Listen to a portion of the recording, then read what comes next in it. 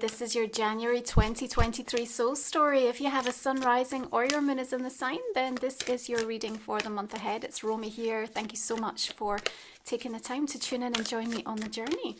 So we're opening up with the energy of the Daughter of Swords, the Page of Swords. Now, you have been pushed from pillar to post energetically, and Mars with this retrograde in your sign has really affected you. It's redirected you. It's perhaps slowed things down, affected your drive, your mojo, and certainly will have impacted on where your priorities have been highlighted and shifts and changes that have had to take place around that.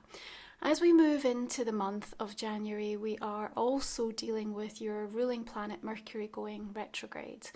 And Mercury retrograde for you, I feel, is always like a pattern interruption. It always causes you to stop and evaluate and rethink what's going on, what you're saying, what you're expressing, what you're sharing, what you're feeling into, what's inspiring you, and just giving you that opportunity for a sacred pause. Now, the first couple of weeks are so important for you, Gemini, because as these two planets continue in this backspin, they are almost spinning you around to sort of put you directly onto a new pathway.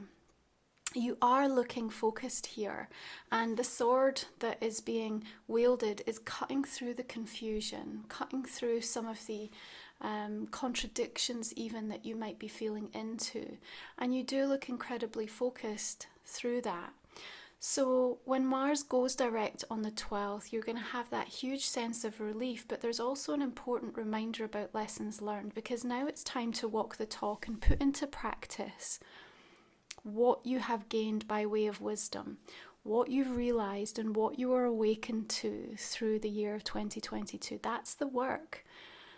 Now, you may have doubts, you may have insecurities, but they're not here to weaken your boundaries. You're almost through January being invited to strengthen those boundaries, because through the clarity of your knowing of what you're now ready to say, what you're now ready to do, to commit to invest in, it's going to mean that there are changes and adjustments that have to take place in your life, and you have to have the courage of your conviction in regards to that. You get to start again if you need to. It's your divine right, Gemini. And what we want more than anything through this month is an energy of compassion from you. Now, compassion is not permission. Compassion is not acceptance. Compassion actually comes from a deep place of strength, which is rooted in an energy of unconditional love. Ace of Cups says that we have this new energy that we are working with, and it's a seed, it's a potential, it's something that can grow so beautifully for you. Maybe it's in a relationship, maybe it's with how you're taking care and nourishing yourself. Maybe it's a new idea or a project that's come into your conscious awareness at this time. But we need you to remain in this beautiful state of flow. And she's holding her hands out in a very receptive energy. It is your time to step up and to claim, to feel deserving of what is right and what is meant for you. Now, in Capricorn season, 8th house energy, I always think that there's this element of karmic debt that's being rebalanced, and sometimes that can feel a bit disruptive. It can, in some ways, when we look at the resources and the financial abundant aspect of things, bring in unexpected windfalls. It can also imbalance us a little bit in terms of our stability and security. But all of it is coming through, karmically speaking, to get you in a place of readiness and preparedness for some of the themes and the things that you're going to be playing through. Now, it was Carl Jung that said the most important question anyone can ever ask themselves is, what myth am I living?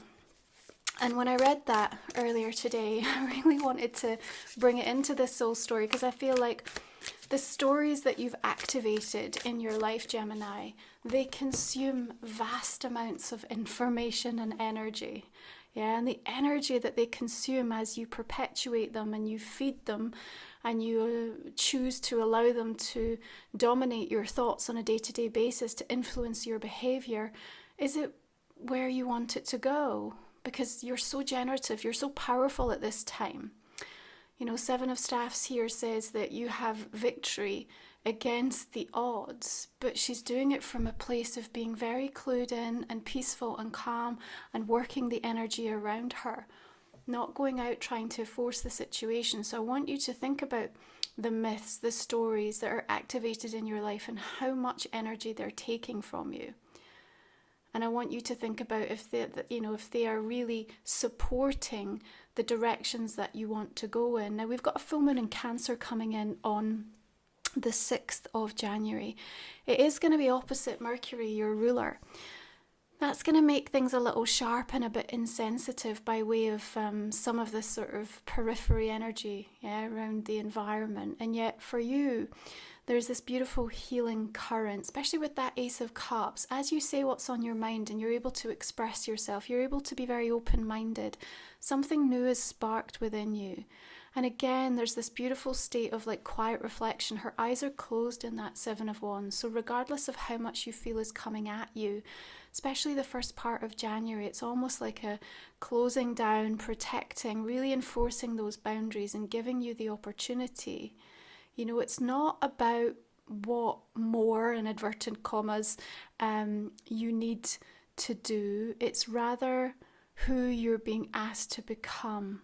And so if we want to remove that energy of hustle and feeling forced and pushed to kind of achieve or to reinvent or all of the things that feel pressured at this time of year, it's this moment in the first couple of weeks, and especially around that full moon in Cancer, where perhaps you need some compassion and forgiveness, you know, of like, okay, I didn't arrive where I expected to. That isn't finished. This is incomplete. This didn't work out. But at the same time, I can draw a line. I can release the energy of that along with, you know, what came through 2022. Now, just a heads up, I've created a Vision Quest Soul Journey workbook for 2023. It's got 2 beautiful guided meditations. There's 70 pages worth of content to help guide you to release the energy of last year and to align soulfully, purposefully, intentionally with what you want to achieve and what you want to vibrate through the course of this year. So you can check the link for that in the comment and the description box underneath.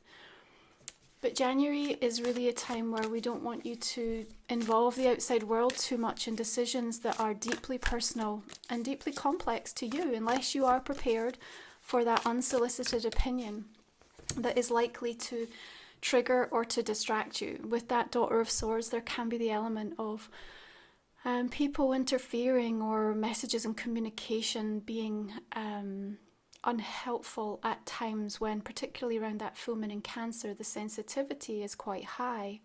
Now you've got the Daughter of Staff, the Page of Wands also showing up in your reading. So there are a lot of important conversations and messages that are coming through in the first part of January.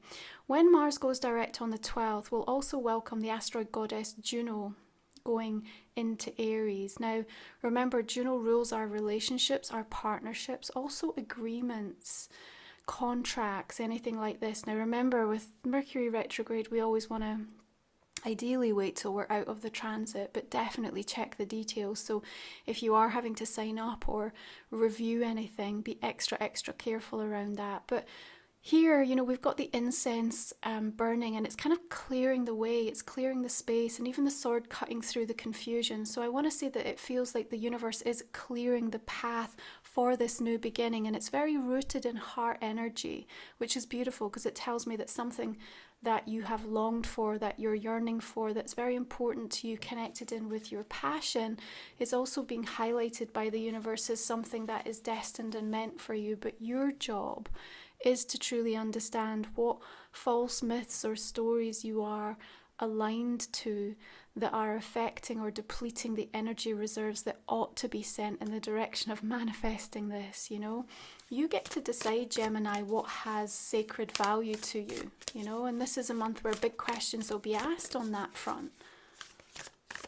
So once you understand what meaning it holds and why, then you're in a much clearer position as to how you want to prioritize it. Okay, so our Shah of Coins, this is the King of Coins, King of Earth, this is the Sufi Tarot. All the decks that I use, by the way, Gemini, are listed in the comment and description box underneath. he's looking really at peace here. He's looking comfortable, but he's also kind of poignantly looking in your direction and say, well, okay, you know, I'm open, I'm listening, I'm receptive, but explain to me because I need to understand from you. And that's really what I feel the energy. So whether this is a person or the universal energy that you're coming up against, and it isn't, you have to be careful here, right? Because it's not about you justifying, which sometimes that Seven of Wands can bring up. You don't have to explain yourself from trying to prove to somebody or get them to see your perspective. All you need to do is to share, heartfelt. Yeah, but when you do that, it almost helps to, I think, anchor in more clearly for you why you feel how you feel, why it has meaning for you, why it has value for you. And you're going to understand the significance of that and how important it's going to be as you move more deeply into the month, okay? So as we said, it's a time to walk your talk, really, to put into practice all that has been learned and understood. That's how you're going to feel the more solid foundation beneath your feet. Remember, the King of Earth brings through a benevolence and a generosity and access to support in any of the ways that you may need it. But again, we have to communicate. We have to open up. We have to be able to say, this is where I need help. This is where I need support. And it's not just necessarily to people, it's about being honest with yourself as well, because sometimes even within the confines of our own thought forms, you know, we'll go into martyrdom energy. It'll be fine, I can do it. I don't need to really face this. But sometimes it's in that sort of breaking down moment that we can truly get the breaking through. Now, you might have an earth sign, Virgo, Taurus, Capricorn, that's also caught up or significant by way of a lot of the conversations or the messages that are unfolding through the course of this month. You know, he always seems as well to sort of come through in this energy of position. So it might be somebody in an important position that's also instrumental to how something's going to play out for you through the course of January. As we make our way past Mercury going direct on the 18th, we will welcome the sun shifting into Aquarius and opening up that 9th house energy for you. Here you feel a lot more clear-minded and actually very, very purposeful. Two of Wands says there are important plans that are being brought into your consciousness. Now, the new moon in Aquarius comes in on the 21st. I also want you to remember that Uranus is going to be going direct on the 22nd, okay? So the plans that you make might have a surprise twist. And it's almost like as soon as you sort of come to terms or you come to the kind of decision within yourself of like, this is the way forward, there might be some like last minute adjustments that need to be made as that planet stations direct and something unexpected comes your way. Now that doesn't feel negative, it just feels it wasn't something you'd anticipated landing at this exact moment. Therefore it could influence perhaps the timing of things or what you were choosing to prioritize or invest your energy in. Okay, you also have support coming in around this time, and I think that's important, even though this is something that I think you have to decide for yourself and perhaps is, you know, very specifically about you initiating. I don't think it's something that you have to do alone, and I think the universe wants to step up and to show you that by way of the supportive connections, energies, influences, who you get put in contact with, conversations that unfold, or even the influence of that king coming through. So I want you to pay attention to that.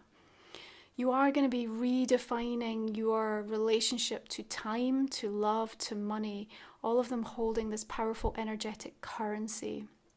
In the first part of January, Venus is in Aquarius. You're going to be more open-minded, looking for more unconventional approaches to things.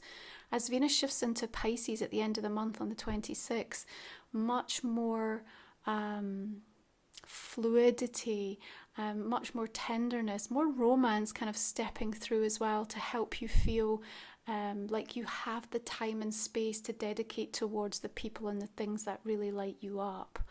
So we're going to go ahead and pull 3 cards that will continue this conversation. If you're new to the channel, Gemini, we cover this in our extended reading where we talk for another 25 minutes about the month ahead for you, giving you deeper insights. I'm also just going to invite you to think about a personal question that might not have come up in the main reading so far. And again, we will explore that a little bit more for you. I'm going to go ahead and just clarify now what has come up so far, see which direction we're going to be taking this reading in. So just starting out with the Daughter of Swords, Page of Swords energy. 9 of Cups, there's that heart speaking loudly this month. 9 of Swords.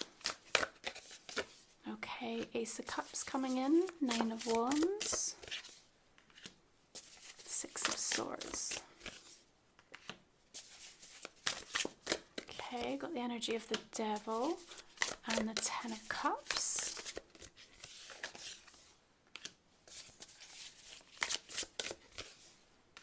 Seven of Swords and Temperance. What about this King of Coins? We've got the Knight of Wands and the Emperor.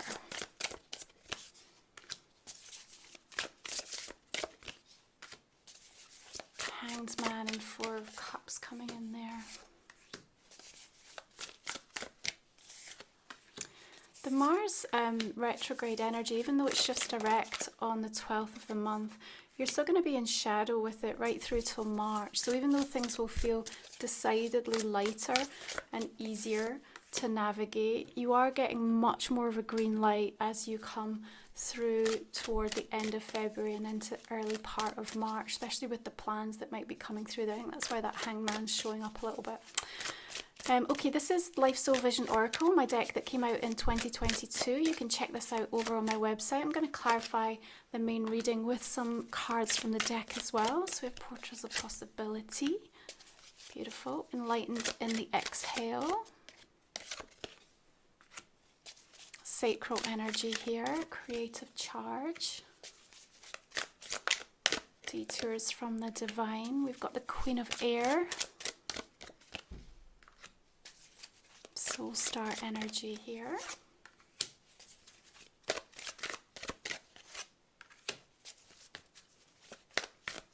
I think this is a month where you really need to be more tender than ever. It's not about having to rescue people from their experiences this month, Gemini. It is about being able to be a lighthouse and really putting into practice what you've learned, because leading by example is really what people need from you. So this final deck is the Divine Animal Oracle. Let's have a look, see what your card for the month is. Wolverine, fierceness. Okay.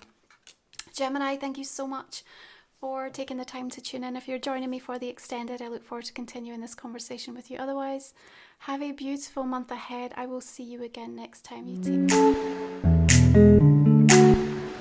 care.